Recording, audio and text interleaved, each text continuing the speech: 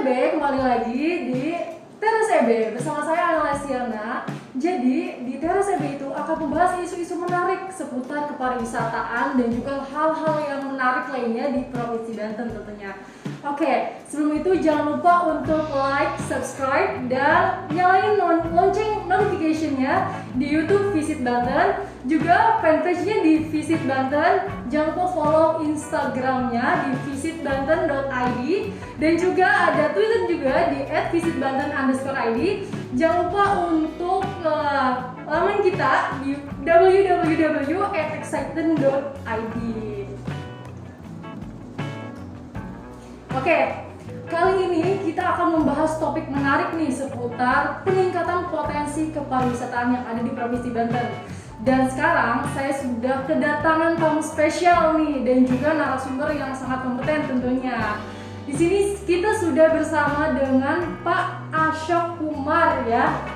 Beliau ini adalah Dewan Pertimbangan SMSI Nasional, juga sebagai Ketua Harian PHRI Provinsi Banten. Luar biasa sekali ya tentunya. Dan juga kita kedatangan juga nih yang juga cantik tentunya, itu ada Ibu Mira Maulani Utami. Beliau ini sebagai dosen di Fakultas Ekonomi dan Bisnis Universitas Sultan Ageng Tirtayasa. Oke, sebelum kita membahas tentang potensi kepariwisataan di Provinsi Banten, aku mau tanya dulu nih sama Pak Ashok dan juga Ibu Mira, gimana nih keadaannya? Kabarnya sehat? Sehat ya tentunya. Tentunya. Salam negatif COVID. Tentunya teman-teman di rumah juga harus tetap menerapkan protokol kesehatan minimalnya 3M ya teman-teman. Jadi memakai masker, juga menjaga jarak dan mencuci tangan menggunakan sabun. Oke. Aku mau tanya dulu nih untuk Pak Ashok dan juga Ibu Mira, tentunya di era pandemi COVID-19 ini ya, tentunya Pak Ashok dan Bu Mira ini melihatnya seperti apa sih kondisi saat ini gitu, terutama untuk sektor pariwisata pastinya sangat berdampak sekali ya. Boleh Pak Ashok dulu mungkin yang akan menjawab. Assalamualaikum warahmatullahi wabarakatuh. Beriring salam sejahtera, namanya budaya, Om Swastiastu, salam kebajikan, dan salam negatif COVID. Ya, karena kita masih aplikasi yang cukup baik dan dunia permodalan juga belum ada kluster modal, kita bahagia sekali. Baik, kalau kita bicara tentang dunia kepariwisataan di era pandemi ini, kalau saya bilang ini lebih parah daripada krisis 98, krisis moneter. Kebetulan saya juga belum lahir ya Pak. Iya. Dan ini merupakan salah satu yang harus kita bersama-sama bergandeng tangan untuk bagaimana bisa menghilangkan daripada itu. Karena ini global kan. Jadi untuk era sekarang, untuk pandemi ini kami selalu menyampaikan ada 5P yang harus dijaga. Ya, yaitu protokol kesehatan. Kalau dulu kita bisnisnya dulu yang kita bicara, baru kita lakukan kesehatan. Tapi tidak, sekarang di depan itu protokol kesehatannya dulu. Paling utama ya. Utama. Di situ terjadi tendensi, barulah kita melakukan. Nah, kemudian publik juga belum dibuka, akhirnya masjid sekarang sudah buka, gereja dan sebagainya, pabrik. Kemudian nanti pendidikan, pariwisata. Nah, kalau saya bilang pariwisata memang tidak bisa work from home. Kalau nggak bisa turis from home nggak bisa. Virtual Nggak bisa. Dia nggak mungkin berenang di rumah. Ya kan, dia lihat gambar atau pemandangan. Tetapi kita melihat semua, kita mengambil hikmah saja, hikmahnya bagus. Tetapi kami masih melihat bangga Provinsi Banten ini kita masih lebih survive dari Bali. Oh gitu. Apa tuh pertimbangannya? Pertimbangan kita masih berjalan dengan protokol COVID yang begitu kencang. Di Tangerang Seraya sendiri selalu saya sampaikan sebagai primadona untuk menjadikan sampel itu ada hotel no hotel. Iya. Nanti Bapak Ibu semua juga bisa melihat itu menjadi prototipenya. Oh iya. Jadi kalau kita melihat dan angle yang kita melihat itu juga sekarang pariwisata khususnya Provinsi Banten kita masih survive, cuma di pesisir pantai yang ada mengalami sedikit penurunan karena maisnya tidak bisa terlalu tinggi yang diharapkan leisure.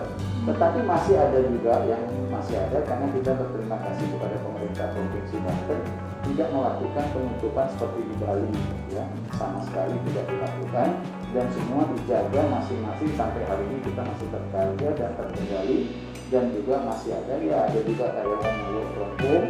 Kemudian di samping itu lain-lain kita masih tetap menjalankan dengan PHSI-nya. Iya, betul.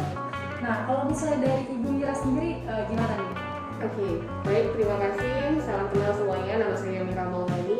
Kebetulan saya juga baru sembuh dari COVID, dan memang COVID ini adalah hal yang sangat luar biasa, menimbulkan banyak dampak negatif terutama bagi sektor pariwisata, karena pariwisata yang awal terdampak dan pemulihannya cukup lama. Jadi tantangannya memang kita satu adalah bagaimana kita lebih berinovasi dan kita lebih beradaptasi dengan adanya COVID ini.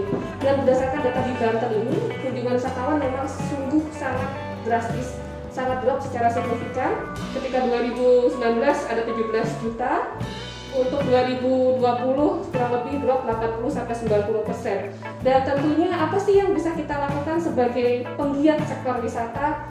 Yuk kita sama-sama bergotong royong untuk membangun pariwisata kembali. Memang ini bukan hal yang mudah, tapi saya yakin dengan adanya gotong royong, dengan adanya konsep seperti Petahelix, kita bisa bekerja sama. Betul sekali. Nah, aku mau tanya lagi nih, kebetulan Pak Asyik ini juga ketua PHRI Provinsi Banten ya teman-teman. Nah, aku ini kan biasanya sering jalan-jalan nih, staycation, ke hotel, terus nongkrong-nongkrong nih di kafe, di restoran. Nah, sekarang ini kan pandemi, kadang ada yang dibatasi, terus kita juga harus menerapkan protokol kesehatan. Terus kalau misalnya dari pihak hotel dan restoran itu dampaknya seperti apa sih yang paling dirasakan gitu dari pihak mereka gitu? Income. Income, betul sekali. Take home pay terganggu, income juga dari pendapatannya, namun kita tidak bisa salahkan sesuatu, ya kan? Karena pariwisata itu rentan dan riskan dengan keselamatan, keamanan, dan kesehatan, ya. Jadi ini yang merupakan salah satu pandangan kita bahwa kalau untuk karyawan dan sebagainya semua kita melakukan protokol, karena hotel itu dari dulu sudah ada hygiene. Untuk mendapatkan standar bintang aja dia harus memasukin berapa klausul itu. Kalau sekarang hanya pendampingan saja, pemantapan, ya kan? Ya waktu zamannya bom Bali dan sebagainya kita tiap hari pakai di bawah. Sekarang ceknya dibuka, dulu ceknya di bawah kolong, di kolongnya mobil kan? Sekarang dipakai di sini, dipindah ke tangan dan sebagainya. Tetapi semua harus, dan wisatawan juga sudah pintar. Dia mencari hotel-hotel yang sudah siap. Dia tidak mau juga menjadi satu risk buat dia. So they also want to get better. Jadi setelah kembalinya dia juga akan mendapatkan hasil yang baik. Jadi dia bukan datang sana menjadi korban. Dia lihat hotelnya clean, bersih. Nah dari TripAdvisor itu telah memberikan hotel-hotel yang sudah siap untuk menerima pengunjung. Baik itu wisata lokal, wisata mancanegara, maupun bisnis tentara. Nah, kalau misalnya dari dampak ini kan tadi ada yang kalau wisatawan itu lebih memilih yang sudah siap ya tentunya, seperti hotel yang sudah siap untuk mereka itu merasa aman datang ke hotel itu atau ke restoran itu. Kira-kira di Provinsi Banten ini ada yang sampai tutup nggak sih Pak sebenarnya? Atau sampai benar-benar udah gulung tikar aja nih gara-gara pandemi gitu? Ada nggak? Gulung tikar sampai gulung tikar belum. Tetapi kepada nadir terakhir itu hampir itu, jadi masih jalan itu. Masih jalan. Jadi grafiknya masih jalan 1, 2, 3, tetapi dengan banyaknya relaksasi dari pemerintah, kemudian banyaknya prototipe yang dibikin oleh pemerintah, kemudahan, karena semua kita bersatu. Apa yang disampaikan tadinya itu kita bersatu. Pariwisata itu nggak bisa sendiri-sendiri. You have to go and collective for that. Dan begitu juga kalau kita lihat masyarakat setempat yang mereka tidak menjadi pertumbuhan dan sebagainya, mereka kan bisa baca di media bahwa hal tersebut. Nah, jadi kalau saya merasakan memang penurunan terjadi dari angka yang tahun kemarin ke tahun sini itu terjadi, sekarang sudah mulai agak mau meningkat nantinya ke depan. Tetapi kalau kita lihat secara rasio, tetapi ada juga hotel yang masih DIP, break even point. Iya. Nah, masih break even point. Bahkan di daerah Anyer pesisir 12 hotel itu masih break even point. Begitu juga di Tangerang masih break even. Karena kebetulan karena DKI itu menutup untuk tidak boleh kegiatan, itu Tangerang Raya itu panen untuk maisnya. Meeting, insentif, convention, exhibition itu sangat itu, tetapi memang ketat. Harus pakai surat, harus pakai ini. Costnya lebih tinggi. Jadi costnya lebih tinggi, namun harapan kita mudah-mudahan dengan bersama sehingga nanti kita lebih bersih semuanya lagi. Nah, kalau Bu Mira sendiri kan tinggal di Tangerang ya, kebetulan terus melihat hotel-hotel juga ada yang sudah alih fungsikan menjadi untuk isolasi mandiri ya, dari untuk pasien-pasien COVID-19. Terus kalau Ibu Mira sendiri melihat peluang itu seperti apa sih? Apakah itu salah satu peluang yang cukup bagus untuk bisnis perhotelan salah satunya kan tadi, atau seperti apa? Oke, baik, terima kasih. Jadi memang banyak sekali hotel-hotel di Tangerang Selatan maupun Tangerang Kota yang menjadi tempat isolasi mandiri. Dan juga itu mungkin juga di Jakarta juga banyak. Dan tentunya ini menjadikan peluang bagi sektor hotel untuk lebih meningkatkan dirinya untuk lebih ke segmentasi orang-orang yang kena COVID. Tapi satu hal yang pasti adalah ketika saya melihat oh iya mau staycation nih kira-kira nih, wah hotel itu untuk untuk isolasi mandiri, akhirnya saya membatalkan. Dalam arti memang ini menjadi sebuah peluang dan ini sebuah tantangan. Tetapi tadi dalam arti bagi pengusaha hotel tidak ini merupakan sebuah peluang yang luar biasa. Nah, kalau misalnya dari kampus sendiri Untirta nih, kira-kira sudah mempersiapkan SDM yang seperti apa sih untuk menghadapi salah satunya era pandemi ini kan cukup sulit juga untuk melakukan peluang-peluang usaha. Itu seperti apa sih Untirta ini menyiapkan SDM yang unggul tentunya untuk menyiapkan era seperti ini gitu? Oke, baik. Jadi kebetulan di tahun 2020 kami memulai dengan ada namanya pelatihan CHSE dan sudah disebutkan di luar Bapak, Clean, Healthy, Safety, and Environment. Bagaimana tentunya SDM itu lebih peduli dengan kesehatan, lebih peduli dengan kesehatan, dan bagaimana mereka menerapkan protokol kesehatan. Tadi mungkin sudah disebutkan di awal ada namanya 3M plus 2M, memakai masker, mencuci tangan, dan menjaga jarak. Dan juga yaitu 2M, yaitu bagaimana kita mengurangi kerumunan, dan yang terakhir adalah bagaimana kita mengurangi mobilitas. Dan itu yang kita terapkan kepada rekan-rekan ketika kita melakukan pelatihan CHSE.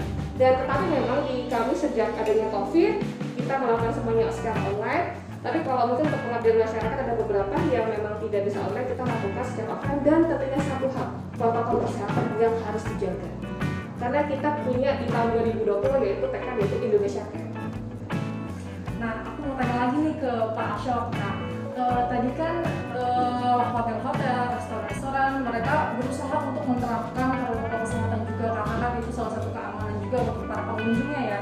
Nah, kira-kira sejauh ini fasilitas-fasilitas yang sudah disiapkan oleh dari pihak hotel atau restoran atau tempat kunjungan wisata itu sebetulnya saat ini tuh di Provinsi Banten sudah memadai atau belum sih?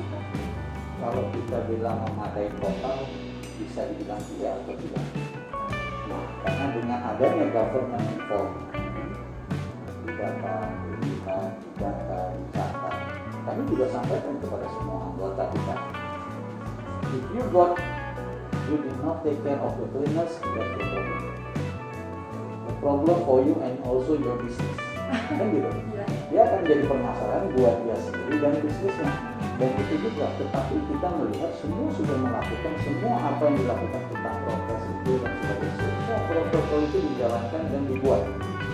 Dan bahkan sampai untuk meeting aja itu sudah disediakan. Baik, saya kasih tahu hotel ya, Tangerang nanti kita bisa lihat di sana. Itu sampai dibikin kalau ada yang mau check-in 2 malam dia malah pindah kamar, dia nggak ketemu dengan rumahnya. Betul.